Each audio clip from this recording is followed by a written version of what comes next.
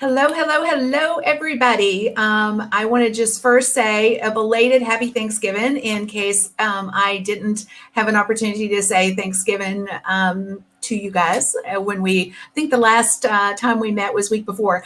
Last week we didn't have a live show because it was a Thanksgiving week and we just had struggled to get somebody in on a holiday weekend or holiday week. Anyway, I want to ask you a question. Are any of you, as you guys are coming in, two things. Give me a quick shout out. Where in the world are you? I'd just like to know. If you're brand new, never been on one of my shows before, just drop in #new. I'd like to say, hey, my name is Kim Garst. I'm an online business strategist, which is a fancy word for saying I love helping people make more money in their businesses, their online businesses specifically. And today we have a special guest, and I want to set the stage of whether or not this is for you by asking a quick question. Are you struggling on other social media platforms to get people to see you? Like Facebook, for example. Facebook, I love you some days, but some days I don't love you. And when you can't get reach on your Facebook fan page, for example, does that frustrate you? If you're on some of the other social platforms, Instagram, for example, is going by the way of Facebook. It's getting tougher and tougher to get our content seen. If you are that person, if you're struggling, wouldn't it be nice to be on a social platform that people found you through search? Like they can find you and you don't have to necessarily have a big community, like, wouldn't that be awesome? Like, wouldn't you guys like that? Well, I think YouTube is one of those platforms that gives us an opportunity to be found versus us having to go out and find people. So I see Rita saying, yes, it's super frustrating. Rashana, hey, Rashana, great to see you. Nancy saying it's a struggle. Yes. And we have Courtney is in Connecticut. Super excited to see you, Courtney. Let's see who else we have in the house. We have Ed from Wesley Chapel. We got somebody over on Periscope. See, y'all, Periscope is not dead. You think it is, but it is not. I'm just saying. Okay, so we got lots of comments about the frustration is real when it comes to social media. So I have a special guest today that's going to blow your socks off, seriously, in some really fun ways, and paint the picture of how possible YouTube is. And it doesn't have to be super hard, which is another thing I think is fascinating when it comes to YouTube. So a couple of housekeeping things real quick, y'all. We do get some giveaways on every show. So let me tell you about those and tell you how you win, okay? One of their giveaways is this little bitty thing. It's a webcam cover. I don't know if y'all know this, but like during COVID times in particular, I guess it's always been a big thing, but during COVID times, there's been a lot of people like spying through your webcams. So webcam cover, when you're not using it, then you can just cover it up and nobody gets to see you peering, like strange people peering in and spying on you. So giving away a webcam cover. Also want to give a special thanks to our sponsor, which is the Go Social Content Club. Have you ever sat down in front of your computer and just said, what am I going to share today? Like, seriously, that's a problem. You just want to pull your hair out sometimes. So the Go Social Content Club is content that's created not only for, it's what I call idea. So it's a great idea to share on social media. It's been created for you. All you have to do is download it and share it. Go social with it. So if you are excited about that concept, guess what? We're going to give away 3 1-month trials today in honor of our sponsor, which is, again, the Go Social Content Club. And last but not least, we're also going to give away a $15 Amazon gift card. So how do you win? Who wants to know how you win?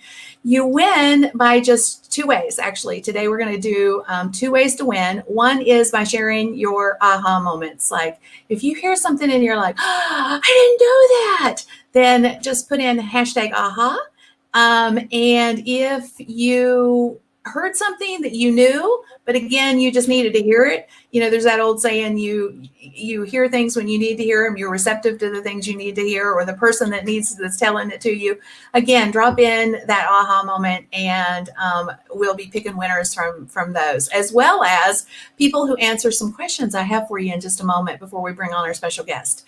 And I have a favor for to ask of you guys. Would you guys sprinkle this out into the world? You know, with hit that S button. If you know somebody that would get benefit from this, that's thinking about embracing YouTube, just tag them. Let them know that we're doing. We have an awesome special guest. You're going to learn a ton today. So if you'll just sprinkle it out in the world, I would appreciate you. I have some questions that I want to ask real quick. I want to paint the picture. I mean, I'm sitting here telling you how awesome YouTube is, but I want to share some stats because the numbers don't lie. So I have a quick question for you guys. So let me bring it up here. How many hours of video are watched daily on YouTube? What do y'all think? How many hours of video are watched daily? I should have said what, added an ED to that, but watch daily. Is it 1 million, 2 million, a billion? Thoughts? What do you guys think? Now think about this. How many? It's daily. So it's not monthly. It's daily, every day. So how many? So Monica is saying B. Jenny is saying C. So Deborah is saying 2 million. We got a lot of B's. But guess what, y'all? I see some C's coming through now. And I just want to give a special shout out to, I think, the first person who said, and if I'm not getting this right, y'all just bear with me because they're flying, all the answers are flying by. But somebody said C early on, and it is C. So think about this. Would you like your content to be consumed on YouTube? If a billion hours of videos being watched every day, don't you think there's an opportunity for you there? I'm just saying. Okay, I have another question for you. So what percentage of users say they find products and services to buy on YouTube? So what you guys think about that? Is it 25%, 45%, 90%? I'm just curious. And we have some spammers in the house, y'all. I apologize for that. It is what it is. We will try to shut them down. So Monica is saying B. Deborah is saying B. Lots of B's. Okay. This is good. So we're seeing, and there's an A, there's a C. Brandon is saying C. And I'm just going to say real quick that Brandon is correct. 90% of people, of users, YouTube users, say they find products and services to buy on YouTube. Again, hello, knock, knock, opportunity. But this is really what I think is the most fascinating question. And I really want you to embrace this question and hear it, absorb it. Mostly the answer, but I'm going to ask the question. The question is, what percentage of viewers find content using search on YouTube? Remember when we have content on Facebook or Twitter or Instagram, our content is consumed mostly by the community that we build on those platforms. Now, when they share it out, then we have the potential of getting into other people's communities. But it's not as readily found, if you will, on other social platforms. So wouldn't it be lovely if your content could be found through search? It's getting to a place where free reach on social media is hard. So there's only a couple of platforms left where you can actually leverage the power of their search features, and that's Pinterest and YouTube. So I'm just saying, opportunity. So what do you think? What percentage of viewers find content? This is, since I didn't give you any A, B, or C. So we've got Kathy is saying 95%, Jenny is saying 100%, 90%. It's not actually quite that high, but it's pretty darn amazing. It's 70% of people find stuff on YouTube to consume through search. So, opportunity, right? All right. Enough said. I hope I painted the picture of you are here for a reason, and that reason is going to be hopefully fleshed out a little bit more. We're going to give you more details, more information to run with. Let me introduce our amazing special guest. Our special guest today is Nick Nimmin. Now, Nick teaches people how to thrive on YouTube. He started his personal channel in September of 2014 because he wanted to collect email addresses. He was list building and has since amassed over 700,000 subscribers and over 33 million video views on his channel, practicing what he teaches. So who wouldn't like those numbers, right? So I want to introduce him to you guys. I want you to give him a big round of applause and say, hey, Nick. Hey, Kim, how are you? I hope that you're fantastic. Super pumped today to be here on your show, talking to your guests about the power of YouTube, because a lot of people just don't know how powerful it is. I think you framed it up excellent, with the beginning of this stream so far. Good. Excellent. Well, I always like to paint the why. Why does this matter to anybody? And I think sometimes we, with all the options today, so, there's so many like shiny objects that we tend to focus on shiny objects and not the things that can truly bring us results. So we're excited about this, excited to learn more from you.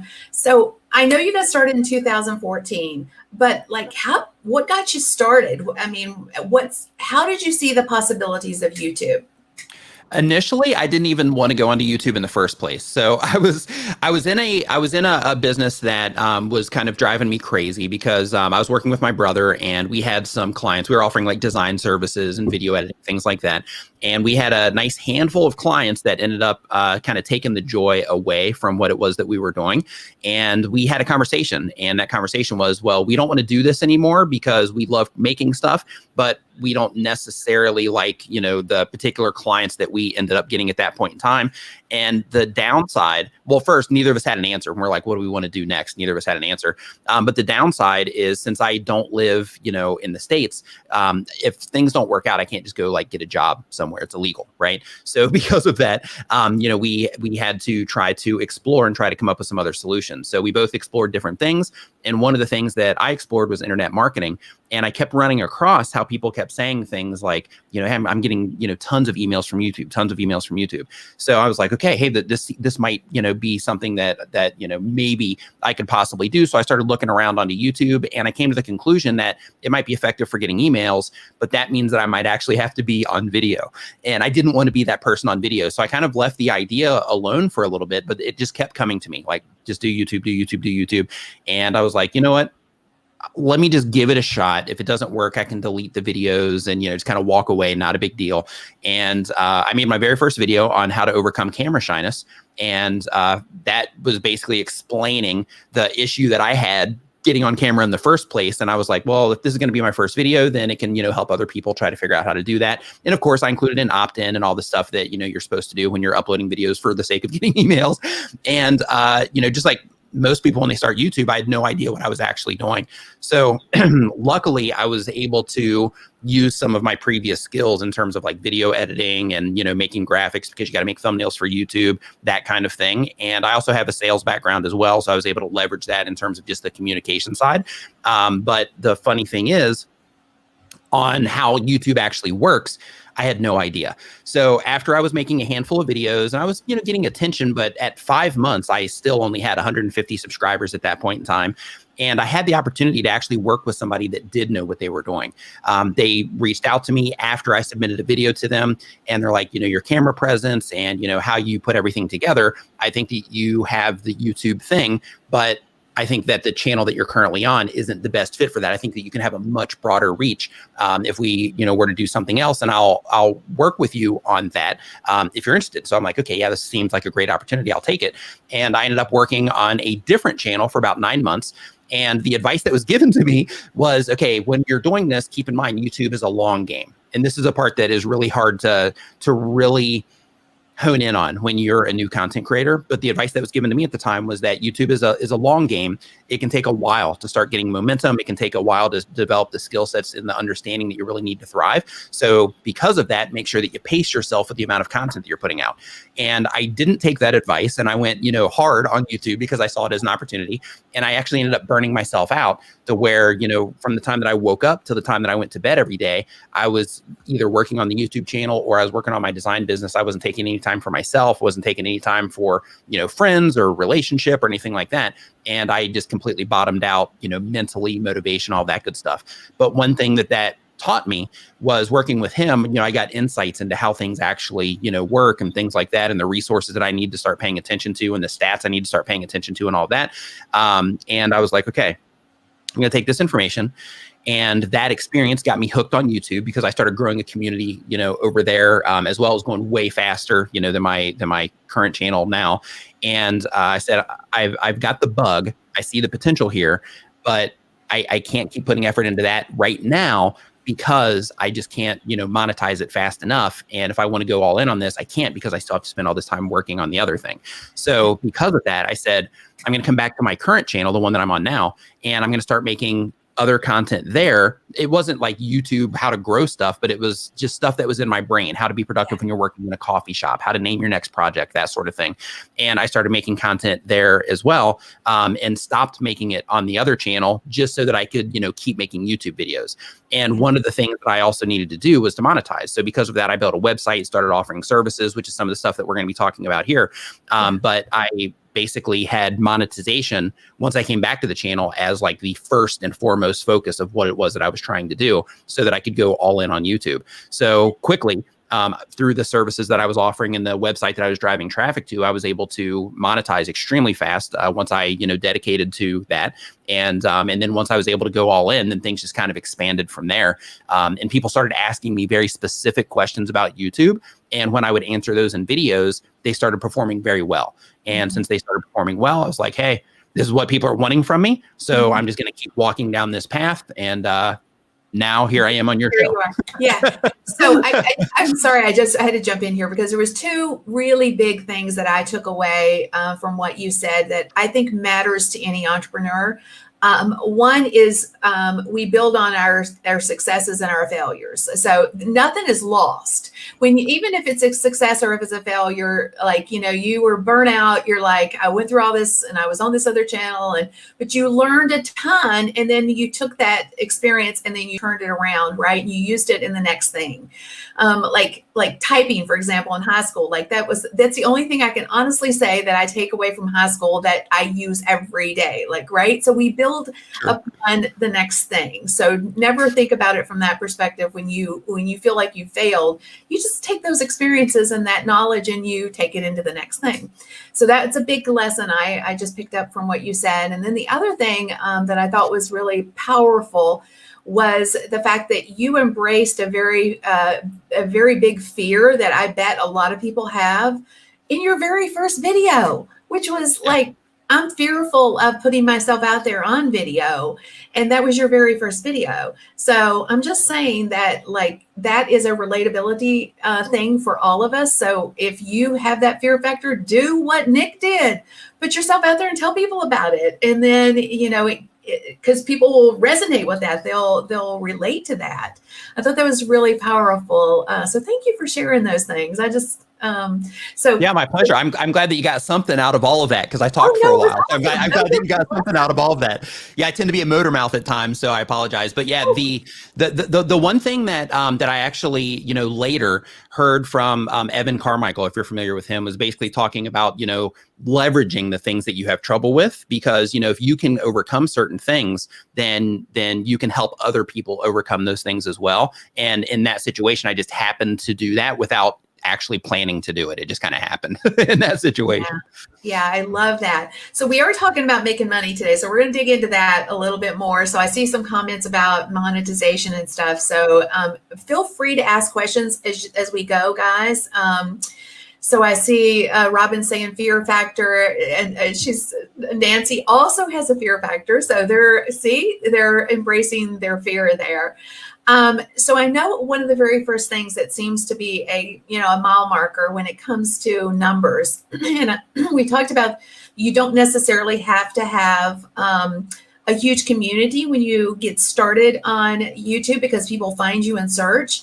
But it seems like there's a magic 1,000 number when it comes to getting YouTube subscribers. And you talked about how you spent months there before you got to a certain number, but how long does it on average take?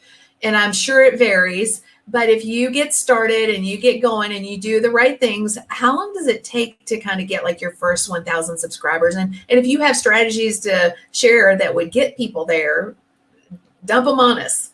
Okay. So when it comes to getting your first 1,000 subscribers, I wish that I could tell you that, typically it takes this amount of videos and typically it takes about this amount of time. But because every content creator, every person that uploads videos to YouTube, everybody has a different purpose. They come onto the platform with different skill sets. So because of that, it's a completely different experience for everybody. Like I said, in my situation when I first started, because I had no idea what I was doing on the platform, it took me 5 months to get 150 subscribers. And then, like my brother, for example, when he started his channel, he was able to have, I think like 4,000 subscribers in his first month. So, it all just kind of depends on what it is that you come into it with and the knowledge that you have as well. So, when I started at the time, it was like Daryl Leaves and Tim Schmoyer back when he was with Real SEO. Gideon Showwick and James Wedmore. And I think Amy Landino was also sharing YouTube help related content, but there wasn't just like a plethora of content like there is these days on YouTube teaching people, step by step, like these are the things that you got to do. So it can take a while, but basically in the situation where you come onto YouTube and you have the skill sets, let's say that you already make videos for social media. Say you're making videos for LinkedIn, you're making videos for Facebook, you already have to make, thumbnail graphics to promote on, Twitter, things like that. Then in that case, you can leverage those skills and you will get results faster. But keep in mind, you still have to pay attention to how your YouTube audience is reacting to what it is that you're doing. Because in order to get 1,000 subscribers quickly, you need to make sure that you are able to get people to click on what it is that you're doing and you're able to keep them watching. Because when it comes to YouTube, search is extremely powerful. And like Kim was talking about before, as long as your content type supports it, you definitely want to target search with some of your content. However, the majority of the traffic on YouTube is actually in YouTube's recommendations features. So because of that, the reason that you want to focus on getting people to click and getting people to watch at a high rate is because when YouTube systems deem your content as worthy for a particular type of viewer, let me kind of back that up a little bit. So basically how YouTube works is, when you are publishing content, then YouTube starts to identify the people that positively respond to your content and the people that don't. And that comes through, what they're clicking on, or, how much they click, how much they watch, how much they, continue to further interact on the video. So because of that, when you are publishing your content, if you can make those things happen, then YouTube will quickly be able to identify who is the good fit for your content based on who's having a satisfactory experience. And the really magical thing about YouTube is, in addition to targeting search traffic to where you can just have, evergreen topics that are just constantly feeding you traffic, in addition to that, you also have YouTube systems that have positively identified this particular type of user on our platform that typically consumes content like this. People just like, this particular type of user is really enjoying this content. So therefore, we're going to start testing this against other people who our system has identified enjoyed this particular content as well. And if those people start responding also, then that's where you really start picking up momentum, because once their system identifies positively, this type of user loves this content, this type of user loves this content, and this type of user loves the content, then their system takes over and they'll actually start finding viewers for you by presenting your content to them. But if we take that backwards a few steps, when their system does show it to that ideal viewer, you got to be able to get them to click on it. And you also have to make sure that you continue to give them a good experience in order for their system to keep showing your content to more people. Okay, I just had a huge aha moment, because I did know that it, based on length, that it was a signal for YouTube. But what you explained that I didn't get is basically YouTube gives us our own lookalike audience. And yes, that's exactly what they do. Lookalike audience. Did y'all hear that? I want to key in on that, because I don't know if everybody caught that, but that's a really big thing. So Facebook, sorry about that. YouTube is like pays attention to the type of person that is watching our videos for any period of time, and then they try to show that same content to people like them. So like with Facebook ads, we have to pay for that. Like, you know, we're trying to get access to people that engage with our content, that look like that. We're trying to expand our audiences essentially and get into other people's feeds. But YouTube does that for us. I think that is amazing. So we have a question that kind of falls in alignment with where we are right now. So how frequently should one create videos on YouTube to get subscribers? It kind of goes with the subscriber concept. So thank you, Rashana, for asking that question. In my opinion, if you are serious about YouTube, you should get into a regular schedule of uploading content on a regular basis. I would do, depending on your level of how serious you are, I would do between 1 and 3 videos per week. And the reason I choose those numbers is because basically for every video that's published on your channel, when you see that little new tag next to the video, what is happening during that period is YouTube is actually testing that content against a bunch of different people. So based on the information that I shared before about how when it identifies the right people, it'll continue to show it. Basically, when you're publishing new content all the time, you're giving their system the food that it needs in order to find the right audience for you. But at a deeper level, right, because that's on their side. But at a deeper level, when you're creating content on a regular basis, you build it into your lifestyle, which means that you're going to be able to do it consistently for a long period of time. You're also going to develop the skill set faster, because if you publish one video per week, you're going to have 52 chances per year in order to make a piece of content and learn from that content through the analytics that YouTube gives us. But if you double that up, then you're looking at 104. So basically you're doubling your understanding of the platform and what the audience that you're trying to reach responds to. So because of that, the more that you upload, the more you're educating yourself, and the more you're educating their system on their system on who the right people are, your system on the right things that you need to be doing in your content in order to get the response that you're after. Because on YouTube, the amount of work or effort or research that we put into our content, that's not what we get rewarded for. We get rewarded on YouTube based on how people respond to our content. So it doesn't matter if it took you an hour or if it took you a month to make your video, how people respond is going to be the life or death of that video. I love that. And, you know, another thing I wanted to really key in on a few, I guess it's been a month or so back, we did a Pinterest Palooza. And one of, I mentioned before, Pinterest and YouTube are basically the only 2 platforms that we can still be found through search, you know, and it gives us that opportunity to get organic reach, essentially. But one of the things that one of our guest speakers talked about was the fact that it's a petri dish. Pinterest is a petri dish for testing and finding out what our communities want, and then we leverage that as many ways as we possibly can. And basically, what you were just saying is the same thing. Is we find out, we use the content to figure out what our community or even the platform as a whole wants and is rewarding us with, and then we do more of that, right? Like you found out that people, your community and the platform as a whole wanted you to teach them how to use YouTube, right? Is that right? Basically you paid attention to your content, and then through that, that's how you ended up here. So this is a big lesson, because if you don't know exactly where you fit, like you don't know what you want to do, like put different types of content out there and let the content tell you. That's YouTube recommends that. YouTube specifically says in their YouTube Creator Academy, which by the way is 100% free. Everybody that's watching this, if you're seriously wanting to go after YouTube, you should go through it. It's kind of like an instruction manual for YouTube. But one of the things that they say in there is that when you are just starting on the platform, if you don't know exactly what you just said, if you don't know what it is that you want to make content about, then just kind of do whatever. But the second you notice that one video stands out in terms of the response, it stands out exceptionally from the additional content that you've been putting out, that's the direction that you should go into, and you should double down on that content, because that means that their platform has identified those people as the people that are, you know, enjoying that content. Therefore, they're showing it to more people like that. So when they come to your channel, you want to make sure that you continue to put out content like that they respond to. Good. So good. So, just to paint the possibles, because I think lots of times people think when we say, oh, you can make money on a social media platform, what does that look like with YouTube? Because there's different monetization paths, I think.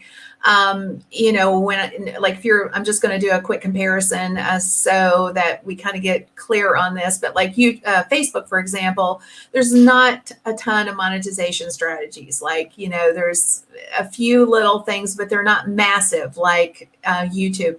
So can you paint some possibles, like kind of give people an idea of what is possible and through what mechanisms they could potentially make money using YouTube? Absolutely. So the very first place that you want to start, well, not the very first place that you want to start, but the very first place that people typically think of when it comes to YouTube is YouTube ads. Now, when it comes to YouTube ads, you'll hear a lot of people actually discredit YouTube ads. They'll be like, you know, you can't make any money in ads. That's not true at all. So you can really ride ads to the bank. But the downside of YouTube ads is that you kind of live and die by how each video performs. You live and die by, you know, the ad inventory that they have and that sort of thing. So because of that, you know, you definitely want to make money from ads and you want to be monetized, but there are other ways that you can make, you know, substantial amounts of a lot more money than just an ad. So even if you're doing well in ads, there's other ways that we can talk about that that are actually going to make you a lot of money in addition to the ad, you know, the ads that you're getting. Now, when it comes to the ads on YouTube, as a heads up, you have to have 1,000 subscribers and 4,000 hours of watch time within a 365-day period. And as long as you maintain that, then you will continue to be in the YouTube Partner Program. Now, once you're in the YouTube Partner Program, when it comes to YouTube monetization on platform, you also get the memberships as well, to where you can sell memberships in different tiers directly on the platform. You also have super chats if you're a live streamer, and that's basically to where people can donate to you during a live stream, and they can, you know, put a message in there depending on the type of content that you make. I do a live stream every Saturday to where I do questions and answers, and basically people will ask me questions in a form and then I answer them, and it's all free. However, the people that give a super chat, they go to the top of the line. So because of that, you know, it generates, you know, money on the live streams from people wanting to not wait for their question to get answered and to guarantee that their question gets answered. There's also super stickers on YouTube as well, and it's pretty much like a super chat without the question. It's just like an emoji essentially. But in addition to that, they also have an applause button that they are in beta testing with, to where people are going to be able to donate directly to you on each video if they want to. So if you make great content that helps people, then you'll be able to generate income from that as well. And then they also have a built-in merch shelf, so that if you have, you know, like shirts or something like that that you want to sell that your community would be into, then you can actually have them displayed directly underneath your videos as well. So when it comes to what's built in on the platform, those are the options that you have, and they can add up pretty quick. However, you can make a lot more money elsewhere, depending on the type of content you make. Now, if you're doing like entertainment content, or you're doing like make money online content, ad rates can actually be fantastic on some of that. The entertainment side more because of the amount of view potential that you have, but on content with high CPMs, you don't have to get a lot of views to make a really good amount of money. Now, when it comes to additional things that you can do on YouTube, there are, you know, other options as well that, you know, that we'll talk about here in a bit.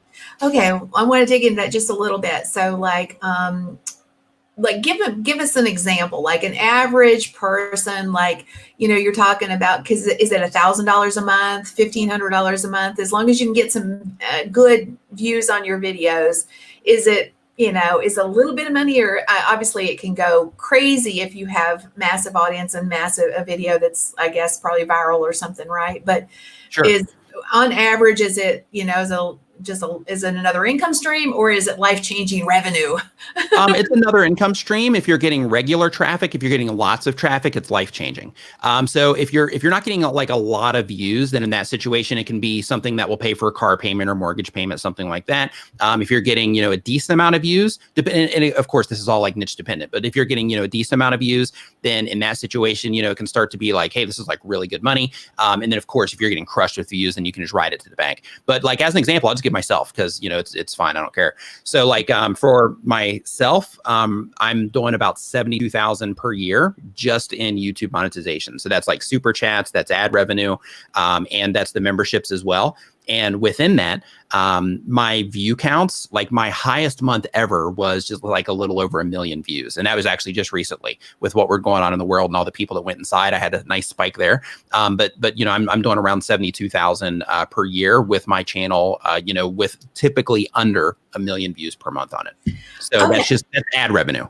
That's an awesome example. So, you know, when I was saying that before, I was like, you know, when I first started my original first business, like almost 30 years ago, my goal was to pay the car payment. And that was life-changing for me. So if that's you, like if you would just like to make a little bit of extra money, at least initially, I mean, you have to start, I think everybody has to, they start where they are and then you grow and you get more, you know, more aspiration maybe for higher dollar amounts. But I mean, I would even say that like, you know, what you're making on your YouTube channel is more than some people make their, you know, making a real absolutely deal, right? I think the median household income in the States right now is like right around like 70,000, and that's for like a 2-family like income. So, you know, in terms of, you know, the potential, it's very high. And of course, you know, depending on what country you're watching from, you know, there's different ad rates for the different countries and things like that. Like I have, for example, like I have friends here in Thailand to where if they were in the US, they would be pulling easily $100,000 per month, but because they're in the Thai market, they don't get as much for their ads, and because of that, you know, it's substantially lower than that. I mean, it's still a lot, but it's substantially lower than that. Interesting. Okay.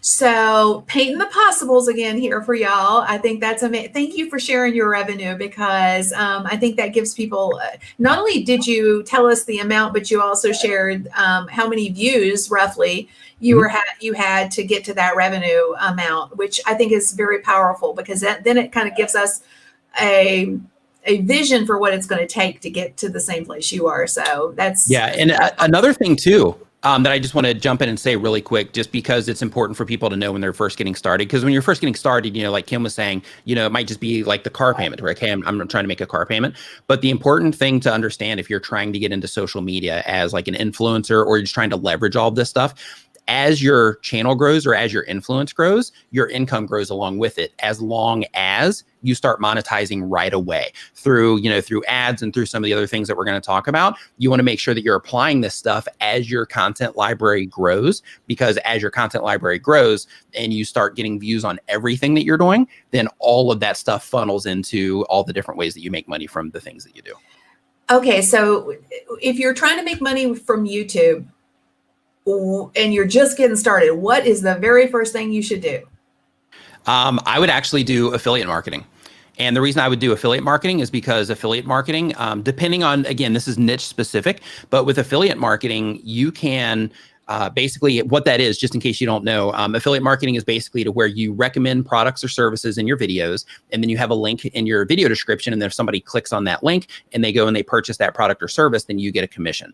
So a lot of people will, by default, they'll use Amazon for this, but the percentages on Amazon in terms of what you get are extremely low. So depending on your particular, you know, space or the type of content that you make, you want to really dig around and figure out, you know, the best things that are a great fit for your audience that you can continually promote, and the things that, if possible, are also recurring.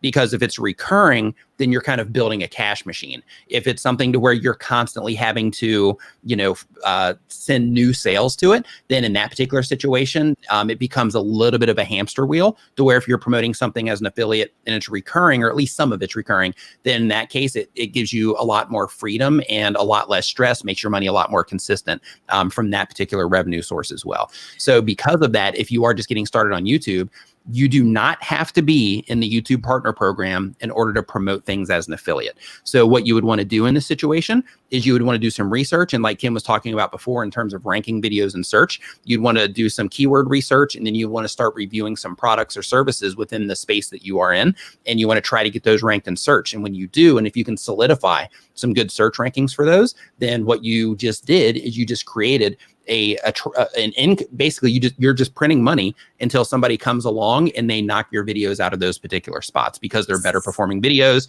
But then when you identify that, you can go with your newfound skills over the last year and you can make a video that's even better than theirs. Okay, I'm sorry, but I'm so excited about this. So I had to jump back in real quick. I wanted to give you guys a couple of examples. Like Rita was asking about, an example of recurring revenue.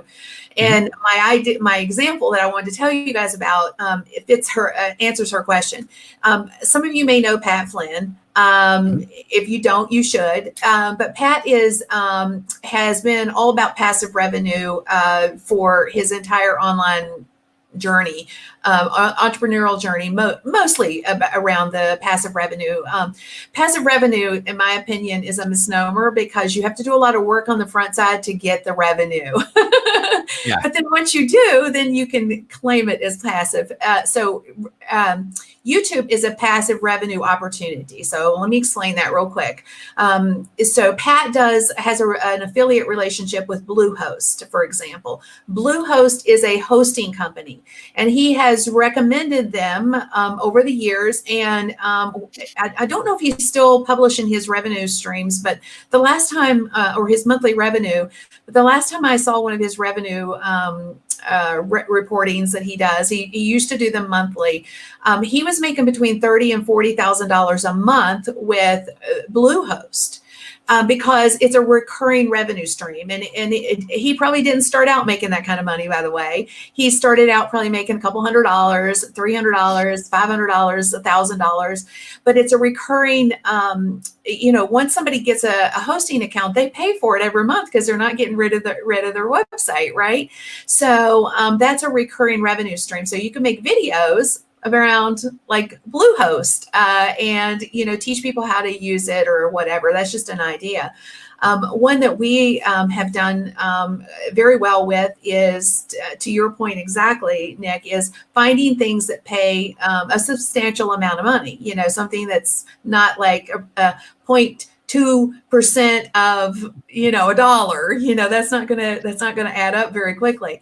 But places like rev.com or StreamYard, we're both very big fans of StreamYard, are great. Yes. And our communities love the tools. Yes. See, so those are things that you could, again, thinking of it from the getting started perspective, find something your community likes that has a good affiliate revenue and make videos on it. Boom. Yeah, and speaking of StreamYard, they actually, like she was saying, they actually have an affiliate program, same exact thing, to where it's recurring. So when you send them somebody and that person, they go from a free account to a paid account, then you will continue to get that revenue until that person cancels the account. So like you literally, if you can get videos ranked for certain things, like you literally just turn these into like little money machines, and depending on how much how much effort that you want to put into creating that, you can really generate some substantial money from YouTube just from affiliate marketing. Okay, so a question as it relates to that. So instead of, and I'm just curious about this because I've been wanting to do this myself. So I'm a self-serving question here. I will admit this. But do you feel like that when you're trying to build revenue around something specific, do you feel like a playlist or a series of videos is more beneficial than just having one video? I'm just curious about that. I do. And the reason for that is because of the continued awareness. So once you start, uploading videos to YouTube on a regular basis, you're going to start getting information. You're going to get data from YouTube based on the people that are, responding to what you're doing. And you're going to notice that out of your subscribers that you're going to typically have, if your channel's growing, you'll typically have a lot more non-subscribes than you will subscribers actually watching your content if your channel's like, doing really well. So because of that, when you are putting out content and when you're promoting something, it's really important to get like a nice stable of things that you promote on a regular basis. And the reason for that is because the person that subscribed to your channel today isn't necessarily going to watch anything that you've put out previously. However, they might watch, the next video that you put out, the next video that you put out, the next one that you put out from there, and so on. So because of that, continuing to spread awareness about whatever, tools and services that you personally use to your audience, so that you can recommend them. It's really good practice. So absolutely. Now, if you're trying to do this as an affiliate, then in that situation, putting together a playlist on like how to use a specific tool, things like that, can absolutely drive a lot of traffic to it as well. Because one of the really cool things about playlists is if you strategically put them together and you create like a laid back experience where people can just watch video to video to video, one of the satisfaction signals on YouTube is when people do click on an end screen element and they watch another one of your videos. So because of that, when you create a playlist of, let's say, 3 videos or 4 videos covering a particular product that you're trying to spread awareness about, then if somebody comes in on that first video or that second video and they watch, the 3rd video and the 4th video, then in that situation, that's a very high performing playlist. And because of that, the video that is initially bringing the people in that are completing that playlist the most or getting the furthest in it, that originating video typically will end up performing better because it's known to create that that experience, the satisfactory experience, like all the way through that content. Oh, such a great explanation. So if you're just starting out, do the affiliate route first. Then the next piece would be what? Maybe get into 1,000 and what did you say, 1,000 and then how many views before you can actually monetize with ads? It's 1,000 subscribers and 4,000 hours of watch time. However many views it takes you to get to that. Live streams also count. So if you have an audience that you can take over from like Facebook, for example, to YouTube and they participate in your live streams, all that counts as well. So you can start collecting watch time extremely quickly if you're a live streamer. But in addition to like the different ways to monetize, another thing that I kind of want to back up and mention really quick, if it's okay, is that when you are starting a YouTube channel, if possible, try to have like a plan of what it is that you're trying to accomplish with the channel so that you can make sure that you're making the right decisions. So for example, if your goal of your channel is to make money from YouTube while adding value to other people, then one of the things that you can focus on right out of the gate is what are the products for the type of things that I talk about that are recurring or that I can bring awareness to where I might get a commission if somebody clicks on it. What are the products that I might be able to reach out for, like sponsorships, as an example? What are the types of things that I could personally make, digital or physical, that I would also be able to spread awareness about to this particular audience? And the reason that you want to have that defined goal of what it is you're trying to do at the start is because then you can go ahead and start getting things in place either before you launch the channel or as your channel's launching, or you can say, okay, a month in, I'm going to do this. The second month, then I'm going to add this to it and so on, so that you can just keep things expanding. Because the beauty of YouTube is, like Kim was saying before, you have search traffic, but you also have the recommendation features. So it doesn't matter what you're selling. Like if you get monetized, you're going to have ad money coming in. You're going to have affiliate money coming in. If you have your own products, people are going to be buying that stuff. Like the power of just video in general is so massive that literally, like anything that you try to do to monetize, once you start getting a following, you'll be able to do it, and you'll be able to make money from it. And you're going to be putting out so much content over the course of your, I don't know if you want to call it a career, but over the course of the experience, that you're going to be able to do all of the things. You're going to be able to do, get money from ads. You're going to be able to affiliate market, create your own products. You're going to be able to work with sponsors, where people pay you to, promote their stuff on a regular basis outside of affiliate marketing. Like there's just so many different opportunities for you online in general making money, and on YouTube making money that you're going to be able to tap into. But at the core of it, you have to make sure that you know what it is that you want, so that you can make sure that you're making the right content that will pave that path for you, so to speak. Okay, so I don't know about y'all, but I'm all fired up. I've been fired up about YouTube, but I just have been trying to make sure that my strategies were in place before I jumped into it. But like, I think, how many of you guys are like, I got to do this? Like, there's so many opportunities. So I got a couple of more questions for you. On your YouTube channel, I noticed you have, and you mentioned it on the when we first got started, but I want to circle back to it. You have a store link right under, on your channel. And is that a merch store, or is that, can you put any, when I say merch, is that, I'm assuming that I'm connecting it to Amazon, but that's because I'm thinking Amazon merch, but could it be any kind of a, Printful or any kind of store, Shopify, or can you put anything in there, is I guess what I'm asking. So right now, it's focused on merch, but they are beta testing people putting products there. In terms of, the information put out on exactly what it is that you can put there and when they're going to roll it out publicly, I don't have that information at this point in time. But in terms of the merch stores, in terms of selling mugs and t-shirts and all that stuff. You can put different companies in there. You can use Teespring if you want, or you can use Spreadshirt, but they have a small list of them to where you can, add them as the companies for the merch.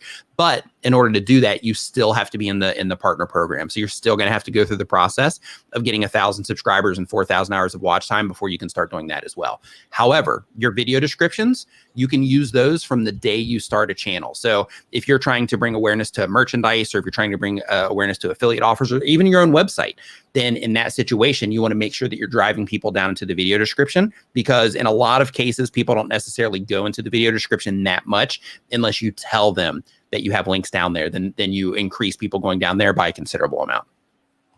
Okay. Thank you for expounding on that, because I was curious about that myself.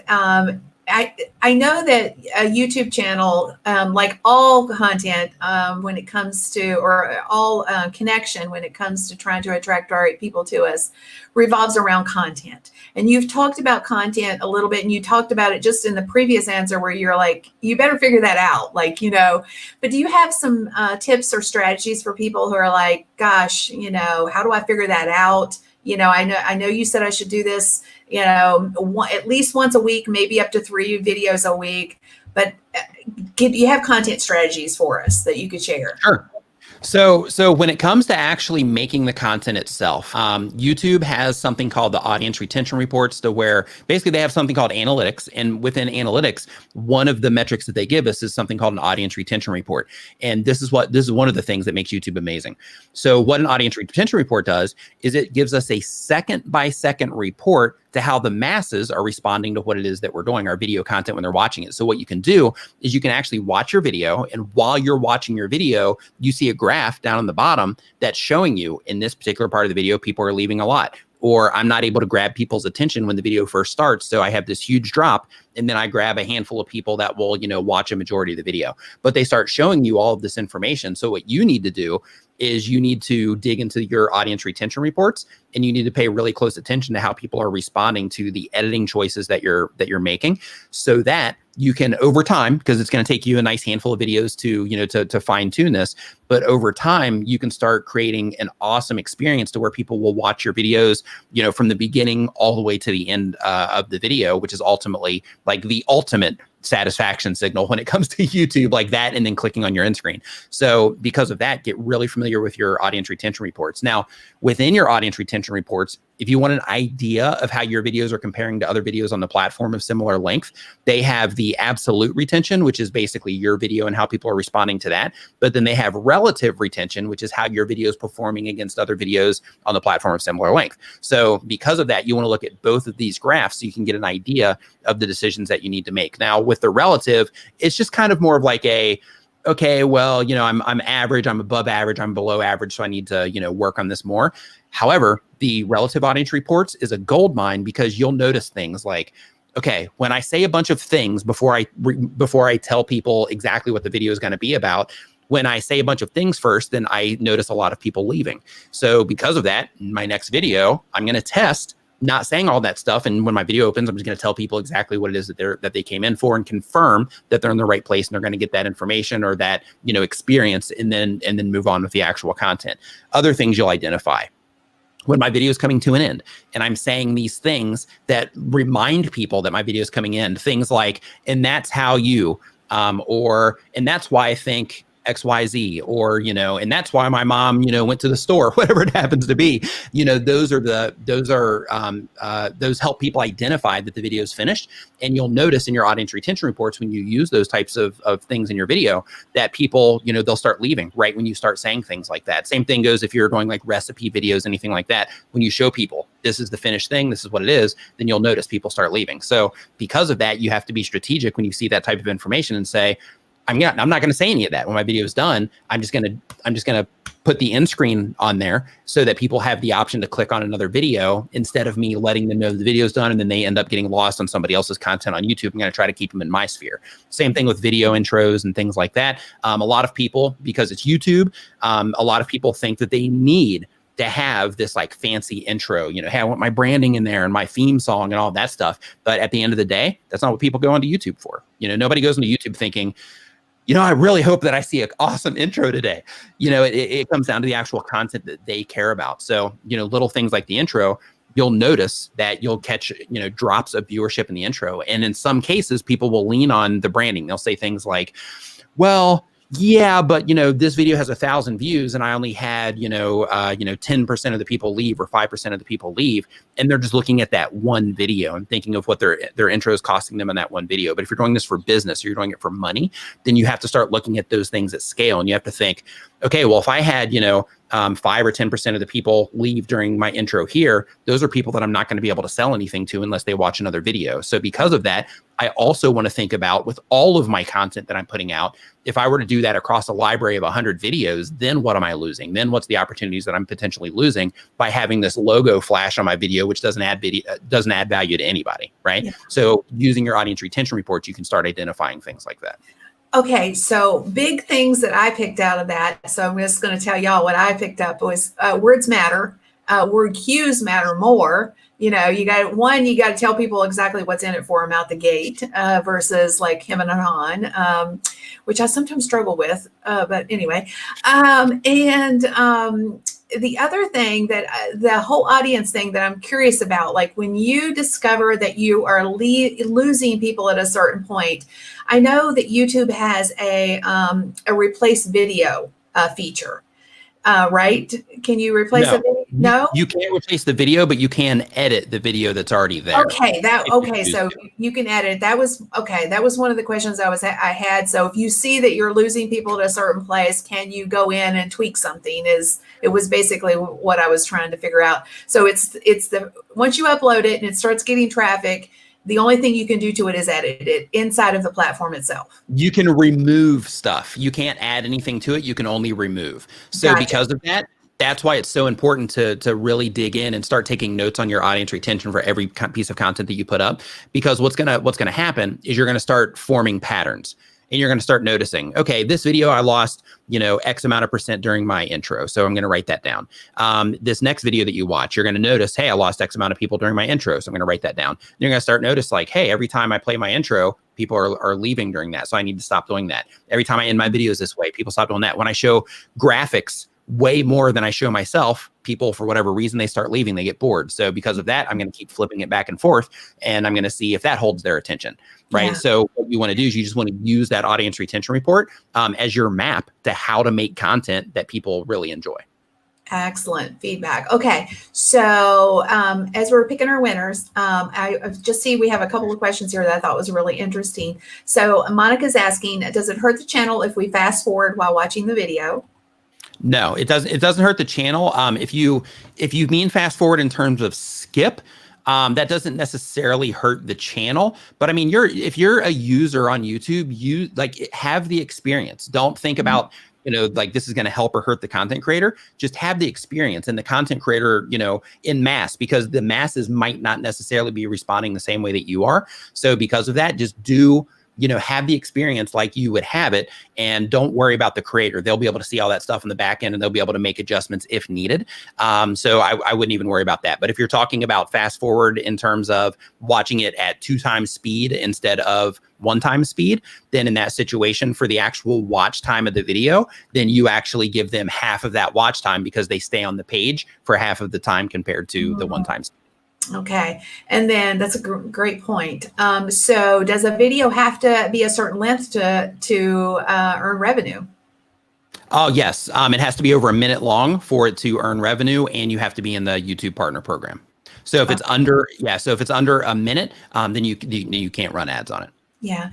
And Rita is asking about the YouTube Creator Academy. And you did say that everybody, if you're a brand newbie, you highly recommend going through that. So yeah, the reason that I do is because, little things like, if you have experience as a blogger, then, certain sections you might be able to bypass. I wouldn't, but you might be able to, like little things like this. When you're writing a title, you want to make sure that you're putting the thing that's going to grab the attention of the human being that's going to be reading that title. You're not thinking YouTube's algorithm. You're thinking the person that's going to be seeing this title. How can I make sure that, since, if you're targeting English language, for example, we read left to right. So because of that, if somebody stops at my thumbnail because I grabbed their attention, now I need to make sure that they see the thing that they care about the most towards the beginning of that title, so that they see it, they identify it, and then I'm more likely to win the click in that situation. Little details like that, YouTube lets you know about in the YouTube Creator Academy, just to make sure that you're structuring things properly and you're doing the right things on the platform. Because if they can help you do well on your channel, then ultimately they're going to earn money with you in the future. So basically, they're putting in a lot of effort through the YouTube Creator Academy to try to educate you on the best practices of YouTube. They don't get into strategy and things like that, but they teach you the best practices so that you can make sure that you are, at least arming yourself with the information to have a chance to perform on the platform. Good, good, good. Excellent. Okay, so webcam winner is Robin. Robin, and congrats. So if you would go to kimgarst.com/winners, fill out the deets there. And we have another question, but let me get all the winners done. And because I saw this question. Congratulations, Robin, by the way. Yes. All right, now let's see. Where's the other? Oh, here. The Go Social Content winner club winners are Teresa, Nye, Jill, Christine, Lodata. I hope I said that correctly. And then Beth Ann Edwards. So again, if you would just go to kimgarst.com/winners, give us your details, and we will get you set up ASAP. And then let me see. We had one more winner, I think. Is the Amazon card. I don't see it real quick. All right. But the question was, Kathy is asking, I want to change my YouTube channel name. I didn't even know you could do that because I've struggled with that. So, but when I did, it automatically changed my Gmail name as well. Can I prevent that from happening? So can you change your YouTube channel name? Yeah, you can change your YouTube channel name, but it changes across your Google account. So it's going to impact, it's going to impact your Gmail address that's connected. It's going to impact your YouTube channel as well. So if you want to avoid that, what you can do is they allow you to put in a very specific contact email address on your YouTube channel. That doesn't have to be your YouTube channel email. So, and for security reasons, it shouldn't be anyway. But basically what you can do there is you can put, your actual .com email or whatever that happens to be. If you want like an official email there and you don't want to use, Gmail, or you set up a Gmail that does have the right name so that when companies or other content creators or customers end up contacting you through your YouTube channel, that the email address that they see is the one that has the name on it that you want them to see. Excellent. Excellent. Okay. So that is always I remember it's been 3 or 4 years back when I tried to change my YouTube name, and I'm like, it can't, wouldn't let me do it. And it was so frustrating. And so yay. Well, I'm glad to see our winners. And I am so appreciative. I learned a ton, and I'm pretty confident. That's the word I'm trying to say. Didn't want to come out. That everybody else learned a lot from you as well. So thank you, Nick, for joining us today. My pleasure. Thank you for having me on. And really quick, like for any of you that, if you're considering starting a YouTube channel, like start now. Don't wait and think like, hey, once I get this camera, I'm going to do it. Or once I do this, I'm going to do it. Like just start, because the process of just, learning, okay, how does the upload process work? When I publish a video, like what happens, how do I use the stats? Like all of these things are going to take some time to, get familiar with the platform. So because of that, even if the initial videos are going to suck, which they typically do, but even if the initial videos are not that great, it's okay. Just go ahead and upload them so that you can start developing the skills that you're going to need to like take full advantage of the platform. I love that. Thank you for encouraging everybody, because, I think a lot of times we wait on the perfectionist pieces, and the reality is it doesn't matter what we have at our fingertips. When we first get started, we have to go through the learning curve, and we learn through doing. And if you don't just jump in and get into it, you'll never do it, because nothing is ever perfect. It's like deciding when you're going to have children. Like you never have enough money. It's never the right time. It's just, you just got to do it. So advice.